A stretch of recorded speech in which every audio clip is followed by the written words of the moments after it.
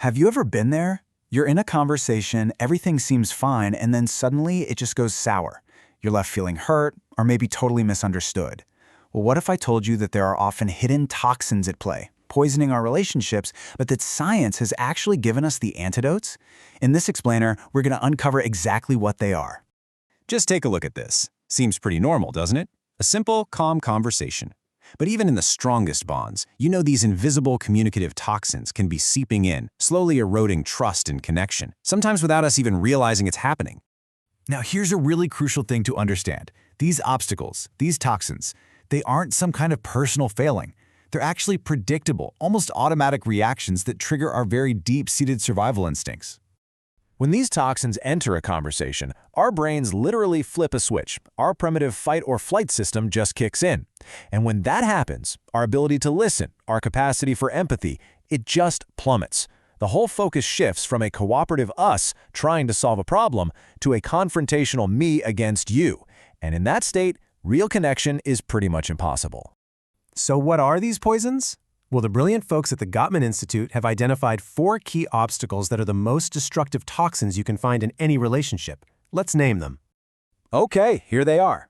First, defensiveness. You know that prickly feeling like you're under attack and have to defend yourself.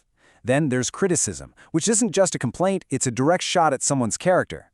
Next is contempt, and this one is particularly nasty. It's all about communicating disgust and superiority. And finally, stonewalling. The total shutdown, that emotional wall that just goes straight up.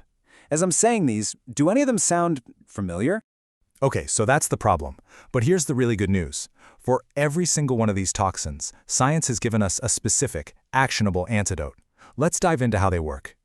First up, let's tackle criticism. Instead of attacking with a, "you are so lazy," the antidote is authenticity. You shift to an I statement, something like, "I feel really overwhelmed when the chores don't get done." You see the difference? One is a judgment, an attack.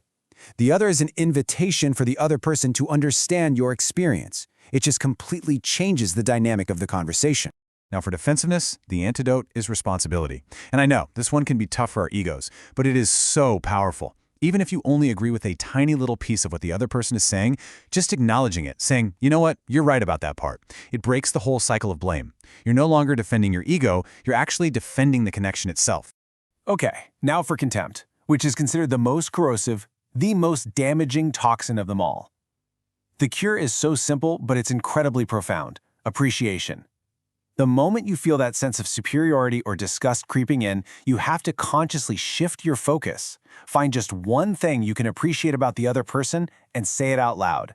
That single act can stop a destructive spiral right in its tracks and start rebuilding respect. And finally, when someone is stonewalling, it's almost always because they are just emotionally flooded. They're overwhelmed. Pushing them is the worst thing you can do. The antidote is a strategic break. And this isn't about giving up or storming off. It's a really mature act of self-regulation. You just agree to pause the conversation, maybe for 20 minutes, to let things cool down. It protects the relationship from the damage we can all do when our emotions are running way too high. So these antidotes aren't just some feel-good advice. There's actually hard science behind why they're so effective, and it all ties back to the core principles of the science of happiness. And this just illustrates that connection perfectly. Countering defensiveness with responsibility, well, that's an act of discipline. Choosing authenticity over criticism taps right into the pillar of being true to yourself. Using appreciation to fight off contempt strengthens our sense of we, our connection to others. And of course, taking a strategic break from stonewalling helps regulate our body's positive chemistry, calming those stress hormones that just fuel conflict. But look, knowing what to do is only half the battle, right? We also need the inner resources to actually do it, especially in a heated moment. And that's where this framework of the 4 energies comes in. It gives us the fuel we need to apply these antidotes effectively. This slide really brings it all home. Think about it. To take responsibility instead of getting defensive, you need mental energy to shift your perspective. To generate appreciation when you're feeling contempt, you need a deep well of emotional energy. To recognize that you're getting flooded and you need to take a break, that requires physical energy and body awareness. And to choose authentic, vulnerable communication over criticism, well, that taps into your spiritual energy, your connection to your deeper needs and values. So the crucial takeaway is this. When we learn these skills, when we learn to apologize, to appreciate, to take a pause, and to clearly communicate our needs, conflict itself actually transforms. It stops being a threat, and instead it becomes this incredible opportunity for growth and for making the relationship even stronger than it was before. And that leaves us with one final, and I think really powerful question to consider.